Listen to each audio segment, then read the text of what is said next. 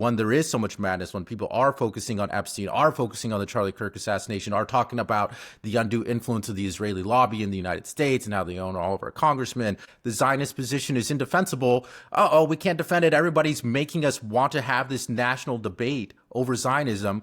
We can't do it because we can't win the argument. Boom, boom, let's start wars. We got to worry about this now because we got to make sure that we win this giant war. Forget about everything else. Like, there's so much going on, and there's so many people that are so upset, so much unease and uncertainty, that I feel like the only way out for these people that are in power is war. And there's so many options. We have powder kegs that are already lit. They just have to fan the flames a little bit more. Yeah, no, I think there's no question about it. It's just that, there is so much madness in the world, so much conflict, so many certainties have been challenged or just shaken, that what seemed impossible has become impossible, and that's part of it. Like war seems a possibility where it for the longest time, for most of my life, actual war between Russia and the U.S. just was so far beyond the pale. It was understood to be so catastrophic. That we all understood that we would be wrong to even approach the edge of that precipice. So we all stood back on both sides, right? But now we've lost that. I think it's not just a question of the narrative, as I was pointing out, that we've really lost our grip on reality. I think that's a big part of the problem. But part of it is what you're saying. It's just that there's so much going on. The ground is shifting under our feet that we've lost our focus. It's hard to know where the catastrophe is going to come from. That's exactly. Yeah. Yeah. Well, let me shift our focus a little bit back to the Zionist control over here, because I think that is also a real danger. So, like I mentioned earlier, we are forcing this national debate now about Zionism and U.S. support to Israel. Like, why should we be supporting Israel here? Why do they need the aid? Why isn't AIPAC registered under FARA? And we said in the last conversation that the Zionist position is just indefensible.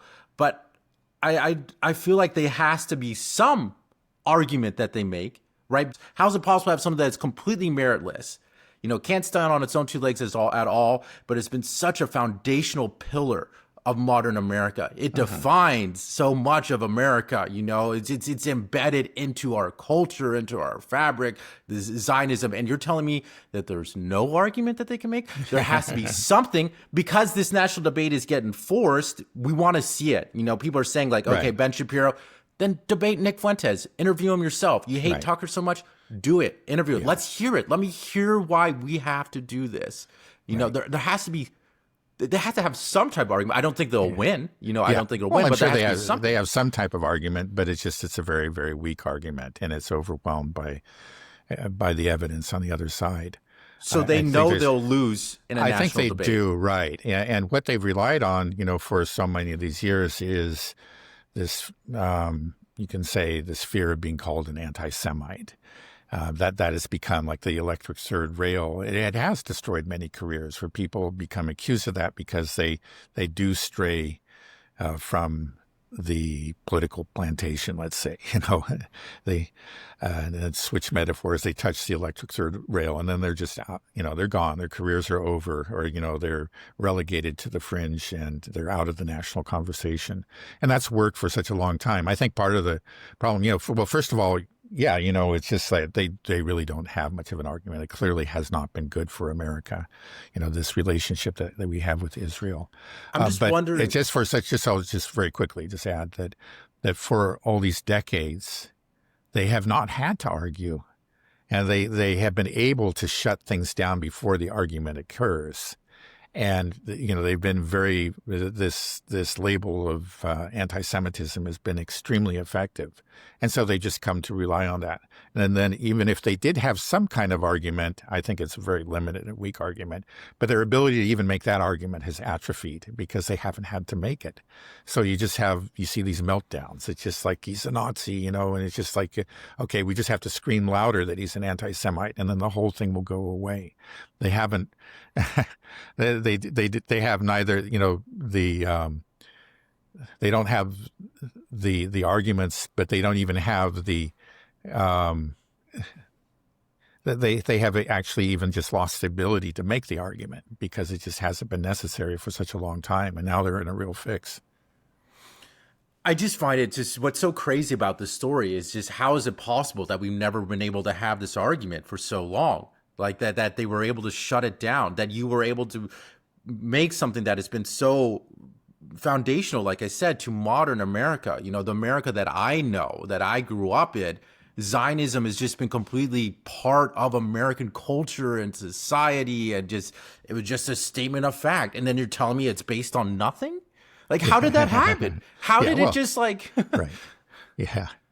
It's just crazy that we just it's just allowed to happen. Yes, it's not based on nothing, of course. It's been based on a lot of money, and lies. Yeah, and lies. They're very effectively told. If you're, you can say, well, okay, it's not based on a rational, objective assessment of events, but in general, people don't do that. It's about emotions, it's about images, and for over the years, we've had on the one side this fear. Okay, the ultimate evil is Nazism. That's been drilled into us for a long time. And what is the first evidence that you're a Nazi? It's anti-Semitism. And so there's a real fear of ever making any kind of statement that could be described as anti-Semitic. I mean, I think it's, it's more than, okay, this could end my career, but it's like, oh, maybe I'm a bad person. I've said this. I mean, it's something that is just the emotional, baggage that has been attached to these terms and to this debate is crushing. It's just, so people have just stayed away from it for the longest time. It's not a rational thing, but it's there. Again, going all the way back to the 1960s, and where you could say it really began, the watershed moment, was the USS Liberty. Again, Johnson's initial reaction was he was furious. He knew what happened, but there's a lot of evidence. It's just that people approached him and said, if you expose this and you point your finger at Israel, you're going to be smeared as an anti-Semite and you're going to lose this funding and so on. It's a combination of money, but also emotional blackmail. And it worked. And that emotional blackmail has worked since. But now it's no longer working. And I think it's thanks to the Israelis themselves, and Netanyahu, and what they have done. I mean, it's just the horror of what they have done in Gaza has overcome, these emotional barriers that have been built up, deliberately, over the course of decades, and the dam is broken.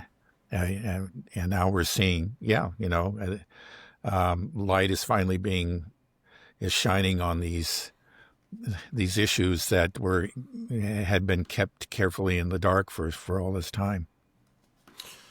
Okay, well, if we are forcing the Zionists to have this national debate, it's being put front and center, but they refuse to engage in it, then do you think that the possibility of that they would push for war, we know the Zionist influence in our country, that they would just say, well, we got to detract and we got to do this. Like, what do you see happening if they have the debate? If Ben Shapiro debates someone like Nick Fuentes, and I imagine that Ben Shapiro is going to be left looking pretty stupid because his positions are indefensible. And then if they just ignore it, then it's also just means you lost, right? So the Zionists lose. So when you're in a losing position, what do you do? Yeah. Well, I'll just bring up what I brought up in the last episode, in that, okay, we have very powerful people that are passionately attached to Zionism. For them, it is their raison d'etre. It's just, it says, this is who I am. I am a Zionist above all. And again, these are not fringe people, but very powerful people. We can see their influence. We've seen it for a long time. And they will fight dirty. And I think it could go all the way to, extra constitutional measures. In other words, to say something like a coup. I mean, really, I think I don't see any signs of that happening now. But I Well, don't think these people are going to walk away and say, "Oh, we lost." And they have the means to, they have their hands on the levers of power. They are doing things already. There's obvious and actually quite open, quite an open effort to gain control over the media, which I think is ultimately going to fail. And it's being observed. We understand what they're doing. I'd like to think that it's going to fail, that the fact that TikTok is now, is not able to post all these videos, because that was a big part of it, that people are smart enough to understand what's happening and they will go to other platforms.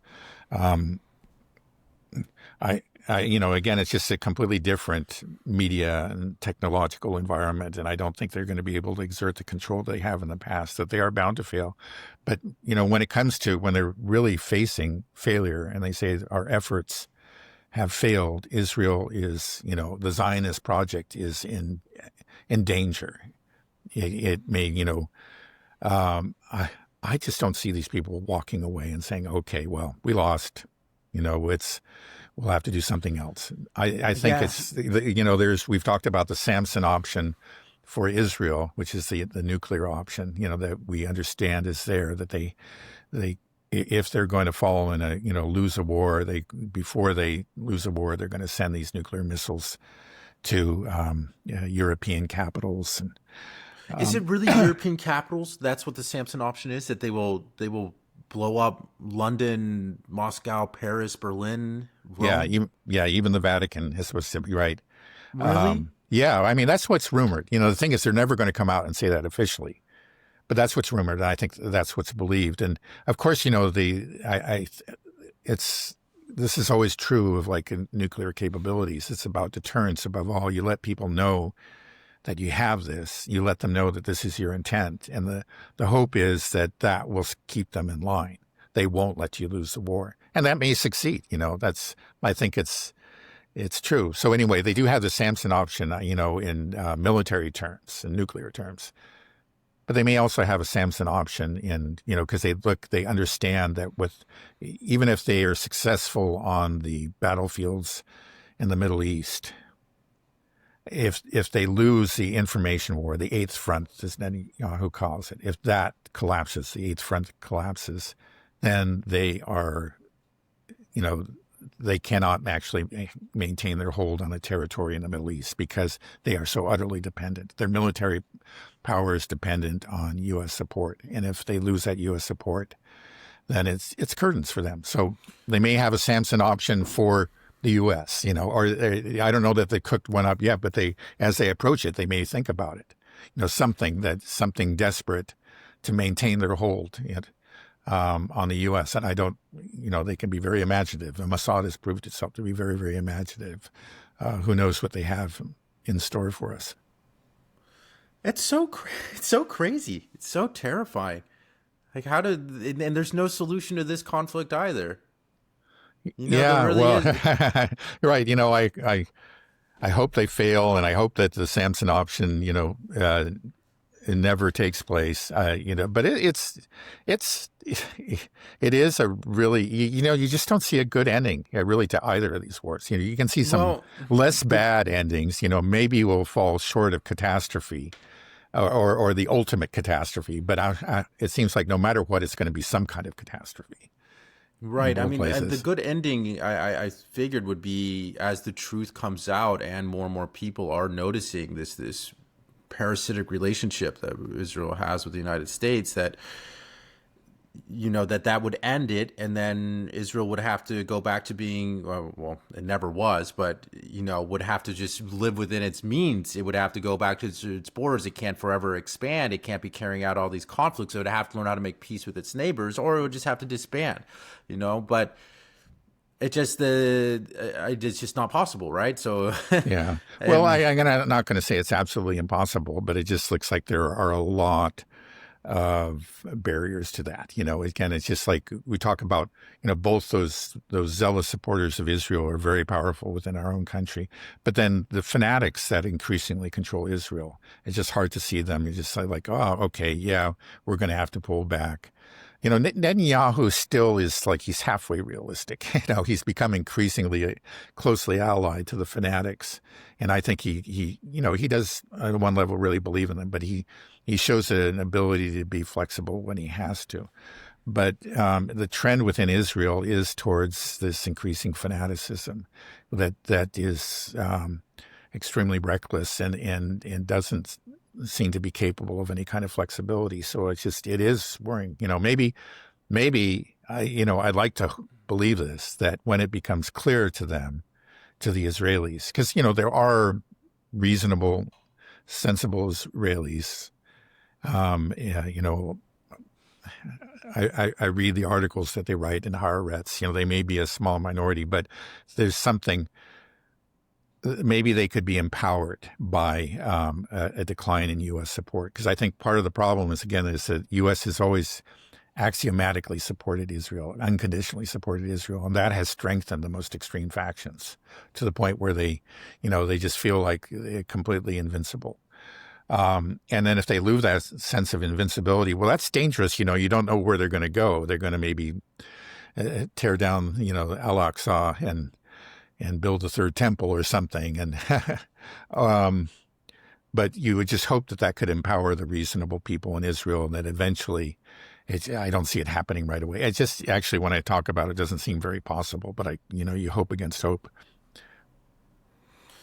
Yeah, well, it seems like the U.S. is going to be getting more involved in the region. I've been hearing reports that we're going to be building an air base in Syria, and there's even talk about building something in Gaza. Do you know anything about this? Okay, yeah. Well, there's a big question mark over the air base outside of Damascus. That I think it was reported by Reuters, and then it was later denied, and who knows? But maybe there's a possibility. There are all kinds of talks going on right now. Of course, we have al-Jolani or al-Shara in in the White House and talking to U.S. generals, and so there are negotiations going on there, and I don't know how it's all going to how it's going to work out. I think Israel will be very reluctant to give up the land that they've seized. And Turkey is going to be reluctant to give up the land that it has seized and its influence there. I don't know if they're going to actually achieve some sort of agreement that allows Syria to remain, or to become once again a unitary state. Instead of this Humpty Dumpty, that's been broken apart into so many different pieces. But now, as for what's going on in Gaza, yeah, there was a report that came out, I think, just yesterday. It was actually, it may have been Reuters again, where the report appeared. But the sources were several different European leaders who were saying that they had become increasingly pessimistic about the possibility of any kind of reconstruction taking place within the Hamas-controlled territory. And it looks like, this yellow line that is created, that is actually accounts for more than 50% of Gaza. On the Israeli side of the yellow line is more than 50% of Gaza. It looks like the reconstruction is going to take place there. And so what we may have is, we'll see something similar to the green line. If the green line was the lines that were drawn at the end of the War of Independence, if you're an Israeli, the Nakba, the great disaster, the great ethnic cleansing, if you're an Arab. So in 1949, there was these lines drawn. Actually, it was drawn with a green ink, and that's why we call them the green lines. The two territories that remained under Palestinian control or were reserved for a potential Palestinian state were Gaza and the West Bank. Now, that was only 22% of the territory of Israel, and they were originally promised, according to the original UN resolution that split Palestine, between the Israeli Jews and between the Palestinians. Palestinian Arabs. It was originally approximately 50%. Actually, I think that the Israelis were given a little bit more than that, even though the Arabs had most of the population. Now they ended up with just 22%, right? And over time, that, of course, has actually decreased. We've seen the settlements in the West Bank. They haven't respected this green line. And then eventually they built the wall. And a lot of people say, well, what's wrong with the wall? A country has a right to build a wall, but it hasn't been built on the green line. We've been there. We've seen it. It goes well into the West Bank. So they just carved out, they have created a new line, which is the wall, which actually takes even more Palestinian territory. And then even on the other side of that, they have, they are constantly establishing settlements and raising villages. The ethnic cleansing has continued in the West Bank and has accelerated. Now we see something, I think, similar happening in Gaza, but it's much worse. Again, this yellow line has been established. And Israelis, I don't think, are going to give up on the 53 or 58% that they have on their side of the yellow line. And they're going to, I think, eventually they're going to succumb to the pressures from the extreme nationalist right in their country, and they'll start building settlements, in that part of Gaza. That's what they want. That's a promise that was made. Is understood by people like Ben-Gvir and Smotrich that that's what they're going to get out of Gaza. And maybe it's going to start on the other side of the yellow line. And then I think we'll see over time. We've actually already seen it. The Israelis don't really respect the yellow line themselves. They'll move it over when it suits them. They'll decide that they have to, take a little bit more Gazan territories. Now, this is, it's really horrible for the Gazans because it was already a densely populated strip of land, a very small strip of land, and it's been reduced by half. Actually, the Israelis have taken more than half. And so they're just packed within, a really tiny strip of land now. Now, there's talk of letting some Palestinians live on the Israeli side, like in special communities, but they would all be very carefully vetted and monitored. We'll see what happens. You think that this will actually happen, that they'll be able to start doing it without some other type of conflict breaking out? I mean, that Israel will just get away with ethnically cleansing more than half of Gaza and then make an even more densely populated concentration camp? I think it's possible. They're being pressured again to stick to the 20-point plan by the U.S. and by the Arab states. But I think they know. They can wait them out. They can play these games. They can pretend that they're actually committed to the 20-point plan, just like in the case of the West Bank. For decades and decades, they claim to be, committed to this peace process. And they never actually formally annexed that land, but they've been taking it de facto. And so they say, yeah, we're working it out, but Hamas is being so unreasonable. And, they've showed themselves to be very, very skilled at doing that. So my worry, and I think it's, I'm worried with a lot of justification, is that they're simply going to take advantage of this plan. They're going to pretend that they're committed to the 20-point plan, but it just won't move forward. They'll take, when the plan gives them something, they'll take it. But, when it's time for them to give up something, they won't give it up. Okay. All right. Well, we'll just have to wait and see. I have one last question. Let's pivot to something else really quick. It was a week or so ago, we were talking about the Supreme Court ruling on the tariffs and that we would have a decision pretty soon. Do we know what's going on with that? I think it's right around the corner, and most people expect the Supreme Court to rule against the Trump administration, against Trump. I guess the question is, will they give him some kind of wiggle room? Because some of the questions seem to especially from Barrett, seem to be along that, looking for some sort of middle ground that might allow Trump to actually keep the tariffs in some form. He has to do something, observe some kind of procedure or whatever. I don't know exactly what it is. The worst case scenario for the administration is that it's struck down and And the Supreme Court insists that Trump, doesn't have any options. He simply has to actually refund the tariff money, all that money that revenue that has been raised for the tariffs. That's a possibility. That would be the worst case, and that would be a total disaster for Trump. It looks like there's no chance that from most of the reports that I've been seeing, there's no chance that he'll completely get his way. It's clear that what he's doing is unconstitutional. But sometimes the Supreme Court does it muddles things, and he might have some out. We'll have to see. Okay.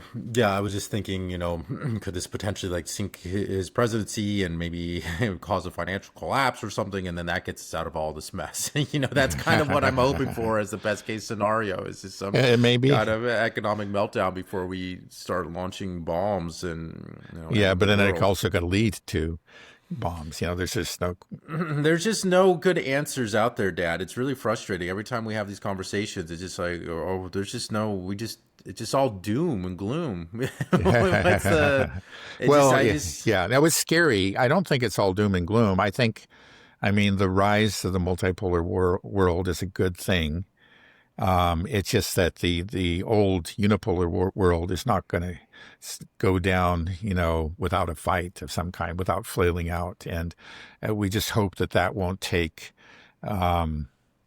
an extreme form, that it won't lead to, World War III. And that's where we are. They're going to do some crazy things, but let's hope they're not catastrophically crazy. Okay, here. All right, let's end it there, Dad. Okay. Okay, have a good rest of your day. Talk You to you too. soon. Okay, right, bye-bye.